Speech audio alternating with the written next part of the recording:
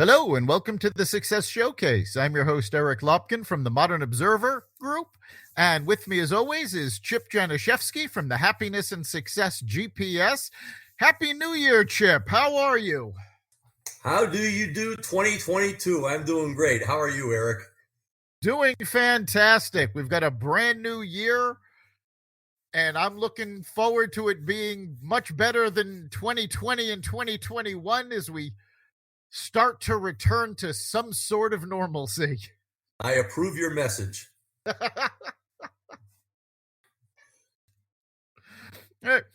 Well, today we're going to be talking about communications, specifically how, as a small business, you can communicate with your customers and what to do when misinformation arises. And the reason we're talking about this is this actually occurred with a small business in Connecticut this past week. There is a toy store, I'd say mini chain, called Amato's. They've been around for 60 years. They've got 2 locations plus an online store. Well, the owner of one of those locations, and this is a family-owned business, so each location is owned by a different family member. And the location in New Britain, Connecticut, the owner of this has decided it is time to retire. And he had no one to take over that particular store. So the decision was made to close that one store. The reason I specify that one store is because the local paper, the Hartford Courant, picked up the story and reported that gave the impression that the entire chain of stores was closing. Well, for obvious reasons, this caused a lot of problems for the owner of the other Amato's store, which is remaining open. And not only is it remaining open, they've already got somebody to take over when this owner decides to retire. So they can be open for a good 30 years or so past this. And they were forced to start contacting media, contacting customers, telling them, no, we are not closing. Yeah, so I actually remember seeing it on. I didn't see it in the Current, but I on Channel 30 News one night I saw that, and I think it was probably before. I didn't know anything about the Current side of things, but on Channel 30 they were crystal clear that it was just the one store that was closing and the other one was staying open, and they were very upfront as far as that the owner's retiring and couldn't find anybody to take it over. So obviously, as far as misinformation goes, the most important thing to start is to get it right, and then to contact the people just like you're talking about to set them straight as far as what's going on. Absolutely. Now, I mean, in this case, what happened was the store that's remaining open was inundated with calls. Oh my God, what's going on? Longtime customers calling in.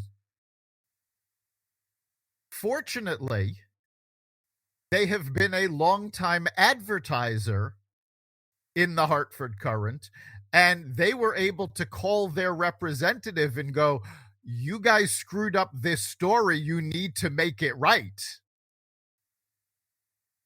So they reached out to the local press, but keeping the lines of communication open with your customers is always important. For example, having an email list of your customers, they can send out an email within, 10, 20 minutes of finding out what had happened, telling all of their customers, no, we are not closing. So it's important to set up these channels of communication ahead of time. So when something like this happens, you're ready and you can reach out. Yeah, absolutely. And I didn't go and take a look at anything online or anything like that, but I'm sure that if they had a website or their social media pages and that kind of thing, I'm sure that they plastered right on top there, "We're staying open" or something like that, just so that people, because really, I mean, reaction number one these days is just go online and look it up. So you got to make sure that all those bases are covered as far as any place there could be a headline about anything. And that is something else they did. They did. They have their social media channels. They had their Facebook page. They went right on there and posted the correction to let people know that yes, they were staying open. But again, this is why you have to set these things up in advance. Imagine if this store did not have an email list of their customers, did not use social media. And yes, there are still a lot of businesses that don't have Facebook pages, that don't have LinkedIn pages, that don't have Twitter accounts. And if this happened to one of them, they would have a hard time reaching out to their customers. So, yes, this is why you need to not just have the channels, but use them on a regular basis. And that's key because you need to get people used to looking there. This way, when you have something really important to post, you know that people are already checking it. So you need to post regularly on social media. You need to send regular emails out, an email newsletter to customers. Communications has to be on a regular basis. And you need to be able to respond to customers. A long time ago, you could send out a print newsletter, nobody would respond, and communication was one way. Now, communications is two-way. Not only do you have to be able to reach out to your customers, you have to be able to respond when your customers reach out to you.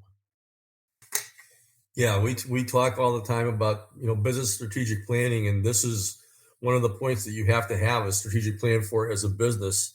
And it's not just the proactive going out there as far as we're going to be telling our customers that this is going on and that's going on and so on and so forth. But you do have to have that what if scenarios where you can cover this thing if something like that does happen.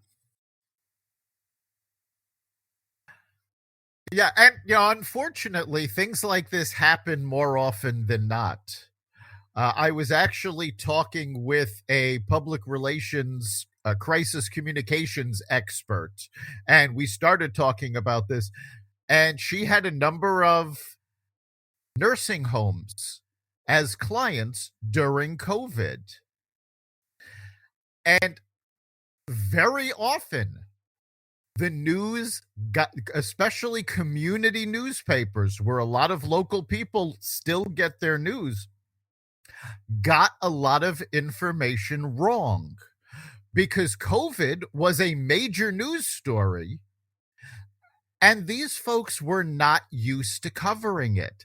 They were used to covering, oh, a new business opens, somebody gets an award. But when real news took place, they were unprepared.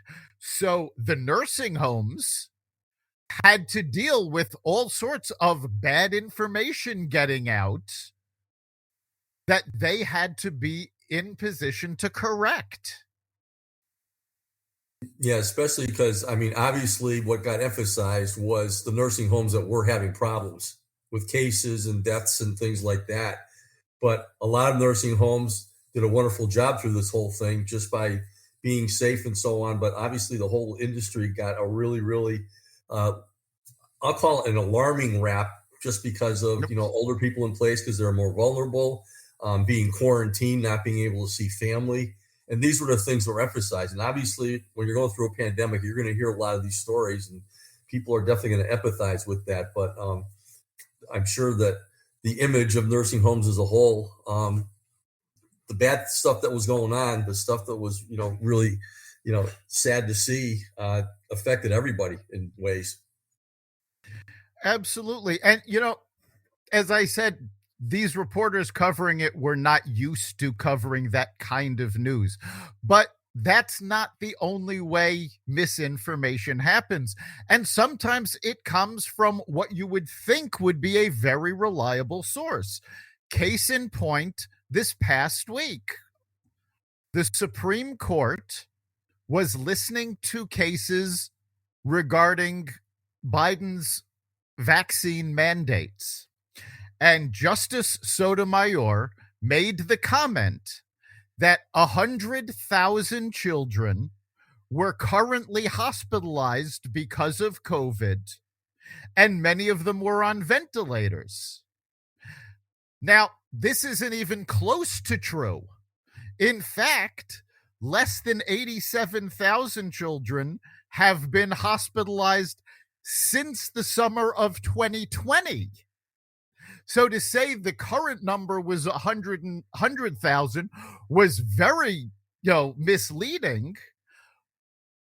But I'm sure a lot of people, when the information comes from a Supreme Court justice, you assume it's true.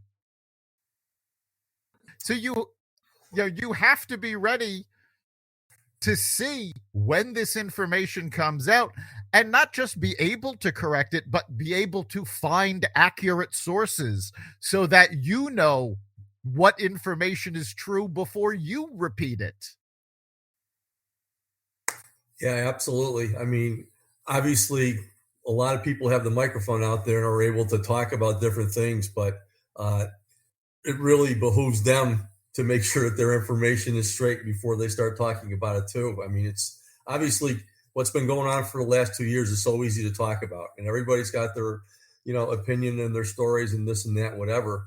But if you take everything as the gospel truth, and while somebody just said it without really doing any of the research and so on and so forth, obviously that's where you get into trouble. And that's what we're talking about here today is, how you react to that and get that out really quick to make sure that the record is set straight. But obviously we're like in a panic driven world these days. So it's really not hard to set something off. And that's something that's very important to remember. Is rule number one of all of this is don't panic. Take that step back. And we've talked about this over and over again, how that knee-jerk reaction to anything can cause problems. You need to be able to take that step back, take a breath, and look things up before you react. Now, I was a reporter for a long time. And when I was trained as a reporter, you did not put a story out unless you had at least 3 independent sources, at least one of which was willing to go on the record. Now, that doesn't happen anymore. Now, news goes out with one very often unverified source. So if you're in the position where that misinformation is about you, your best bet is to have at least 3 ways to get the correct news out. And the more ways you've got of reaching out. Now, this can be, again, email, social media we talked about. This can be press contacts. This can be text messages to your customers. Whatever the method is, the more ways you can hit it so that the correct information is available, the better off you are. The reporters are not going to be looking necessarily for 3 sources, but if you can provide 3 different sources of your own with the correct information, it becomes so much easier for the people you're trying to reach to find that good information. Yeah, absolutely. And I mean, obviously, news has gone from ABC, CBS, NBC back when I was growing up and some radio stations to absolutely everything everywhere. And back then, you did look to the news to find out an accurate depiction of what was going on in the world and this and so on and so forth. And what's happening has happened over the years with all the different ways that things can get out is news now is covering everything. And mostly it's covering people's opinions about things and reactions and so on and so forth, most of which have no foundation. So that's why we're really, really vulnerable to all this stuff these days. But, even